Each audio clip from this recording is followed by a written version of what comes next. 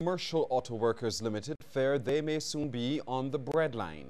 UCAL, the only local company owned and operated by workers, says the Transport Board owes them $20 million and wants them to pay up. Dale Ford has more. Richard Newton, one of the company's directors, says UCAL is more than $7 million in debt. This includes over $2 million owed to VAT, more than $700,000 outstanding in corporation taxes, and a bank loan of over $86,000. Newton said wages, which he estimates at about $55,000 a week, are late, the third time in recent months.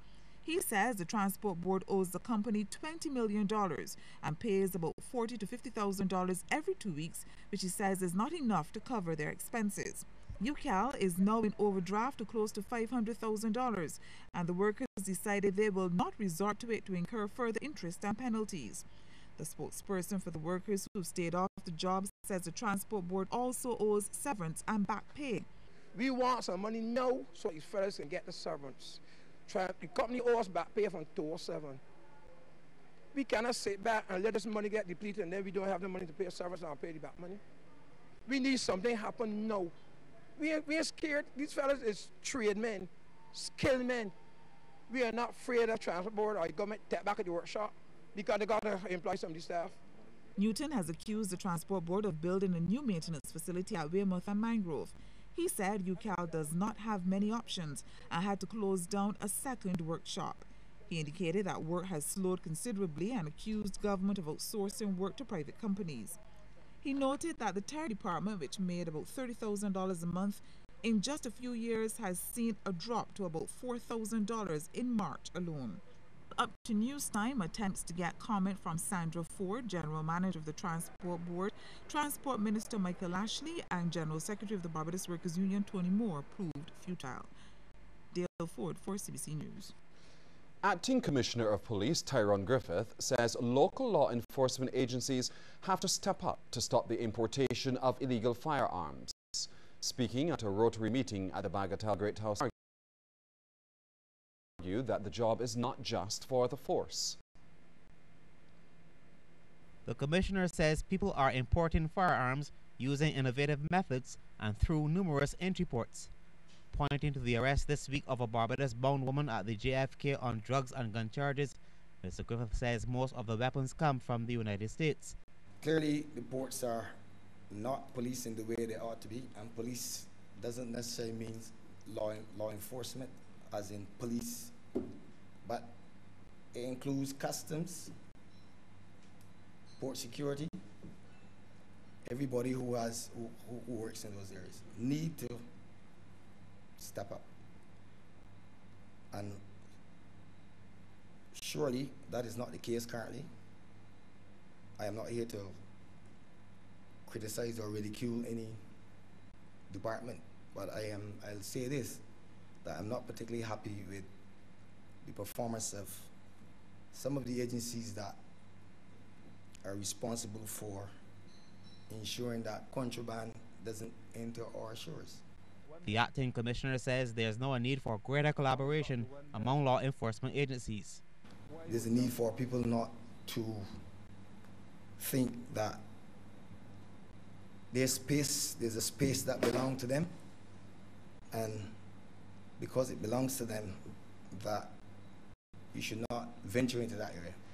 Mr. Griffith says the force remains very concerned about innocent people being hurt by the use of illegal firearms. He says police will continue to use the tools available to them to solve crimes, but he notes that unfilled vacancies in the force have made the task much harder. Sean Farrell, CBC News. 25-year-old Dario Foster has been remanded to the psychiatric hospital after appearing in court today charged with setting fire to the house he shared with his grandmother. Foster faced the District A Magistrates Court on the arson charge after being arrested following the fire at Block 99D Eden Lodge housing area on Monday morning.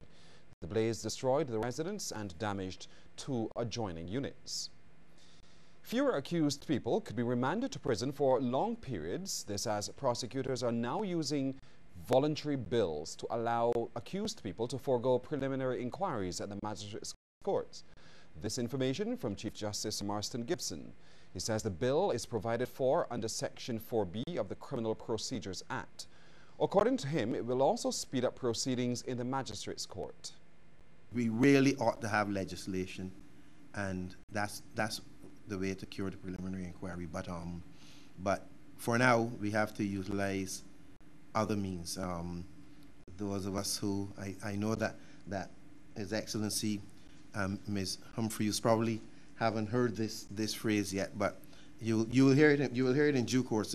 Because we in Barbados always say, if you don't have horse, ride cow. And right now, the voluntary bill is a substitute for the legislation that we need.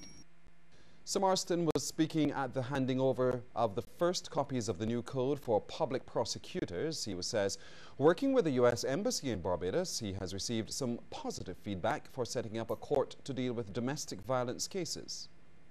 As Chief Justice, I am not here to ensure that domestic violence grows by leaps and bounds. I hope to eliminate it. The American ambassador has indicated that he's very interested in that project, and I recently got some communication, so we'll work on that as well. So I'm sure that there'll be room for the Department of Public Prosecutions in that, and the code would come in very, very handy in attempting to get justice for women folk in Barbados.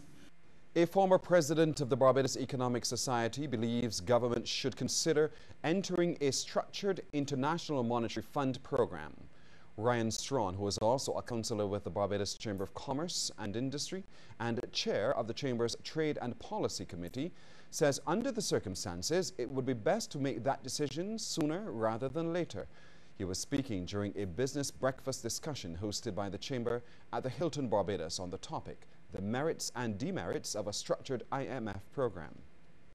We've tried a number of things and it hasn't worked. So, and Ross mentioned from their perspective just now, he just mentioned it is the shift in your mindset that you have to absolutely get out of this thing. If you require help to get out of it, then you seek it. There's nothing wrong in admitting that you need something. It is when you access that help determines the course of treatment, as any doctor will tell you. The earlier you come, the better the probability that you will get better sooner. Mr. Strawn says the foreign exchange factor must be taken into consideration since Barbados cannot keep borrowing to shore up its foreign reserves. The fund usually is only really interested, let's immediately matter, in a country's ability to pay its external, to finance its external transactions. That's the fund's real interest in the world, So let's be clear on that. Now, so our policymakers believe that so long as we have foreign reserves and we can meet those obligations, that therefore we have no problem. So I think that part of our conundrum is that we have reserves. So the policymakers believe we have enough breathing space to do stuff ourselves, which is not a problem, but we actually have to do something. More news ahead in just a moment, but first, time now for you to become interactive on this question. Do you think UCAL should diversify its operations rather than rely on the Transport Board to be viable? Text yes or no to short code 8111. We'll share the results at the end of the news.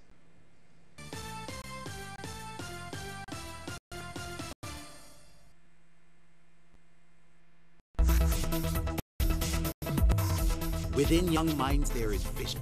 Vision that can lead us all to a brighter future. From across the region, these young visionaries took up the challenge, with the most outstanding winning their way to Tampa, Florida with their teachers for exciting visits to Disney's Epcot theme park and NASA. Teachers also discovered the engaging experiments which could be done. We work with very simple materials and so on in little workshop labs to replicate much more complex pieces of apparatus, and the principles are still there, so that to me was pretty important. Turn on to science, technology, engineering and mathematics and share your vision. Take up the Sagicor Visionaries Challenge. Call our Sagicor office at 227-7228 or visit SagicorVisionaries.com for full details. Sagicor, wise financial thinking for life. Get Rubigas. Get cooking. Rubigas, clean, safe, and reliable LPG is the perfect solution for your commercial and everyday needs. For cooking at home or barbecuing, choose Rubigas LPG cylinders. Available in a variety of sizes from 20 to 100 pound cylinders. Rubigas LPG, distributed by Massey Gas Products. Clean, safe, reliable. Are you cooking with Rubigas? Get Rubis, get going.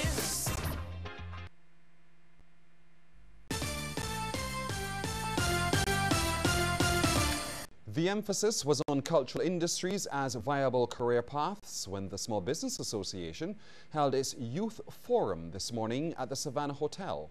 Kent Jerson has that story. About a dozen schools were represented here at the SBA's Youth Forum. The intention, according to CEO Lynette Holder, to expose the youngsters to some of the non-traditional areas where they could still have rewarding careers. This year, we have a package which comprises persons from the cultural industries as well as some of the non-traditional general services like online publications. The focus obviously being on the use of technology and using the internet also to influence the kind of marketing strategies that we think are relative and relevant for this environment that we're in. With that in mind, the students were exposed to some local entertainers, among them Kurt Brown. And with the encouragement of Miss Holder, some of the future prospects showcased their talent. Give us a note.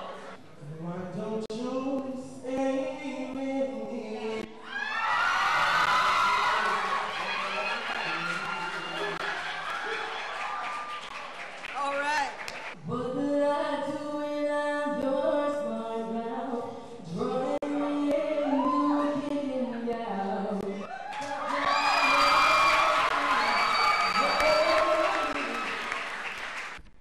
It wasn't just about entertainment though, as several other potential career paths were also on show. Ms. Holder says there's always a great response from the students. I'm really happy to be part of the Small Business Association. I think it will help me to get in the world of business, and I would like to be an accountant. One of the participants who also took part last year believes it's a worthwhile experience. Last year we did a bakery. We got a nice bit of success with it, with the cookies and stuff. And I believe that if more people can come up with it, it can go a long way and teach young people that it can make you establish your own business and you can get further in life with it. The Youth Forum is an annual event, now in its 5th year. Kent Jerson, CBC News. Cabinet is working on a proposal to prioritize the treatment of chronic non-communicable diseases in Barbados. This from Health Minister John Boyce at the launch of Edu Drama, a healthy lifestyles initiative for primary school students at the Holy Innocents Primary. Mr. Boyce says Cabinet's intervention will take the form of a interministerial working group to deal with the CNDCs, the treatment of which costs government millions each year. This is going to be a leading approach in this region, and it certainly is something which we are very proud to have reached that stage where we're now recommending to Cabinet that we treat this NCD program not as just a health program, but an interministerial program where ministers of industry, of education, of sport can come together in considering the best options that are available for us to implement programs in Barbados. Mr. Boyce says the ministry is also willing to work directly with the schools. The Ministry of Health looks forward to continuing to work with the Ministry of Education to provide technical assistance to canteen operators and to the school meals program. We can also work together to identify innovative approaches to infusion of nutrition themes in the curriculum at our schools. Several of Barbados' leading artists rubbed shoulders and discussed their inspiration with local and international visitors to the new Village Gallery during the formal opening at the Crane Resort in St. Philip. The works of 18 of the island's best-known artists are on show at the gallery, and have been receiving rave reviews.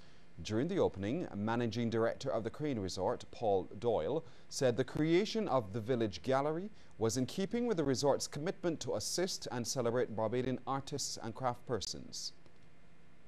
Crane is kind of positioned that we bring a lot of people here for the views, the beach, the restaurants, and so because of that, we think that the art gallery is well positioned, well placed to showcase the various artwork in Barbados, and hopefully, and I'm confident that it'll go a long way to help the artists promote their work internationally, and work. There's no question that it'll be successful with locals. Acclaimed sculptor and painter Virgil Broodhagen praised the management of the Crane for their assistance to the arts.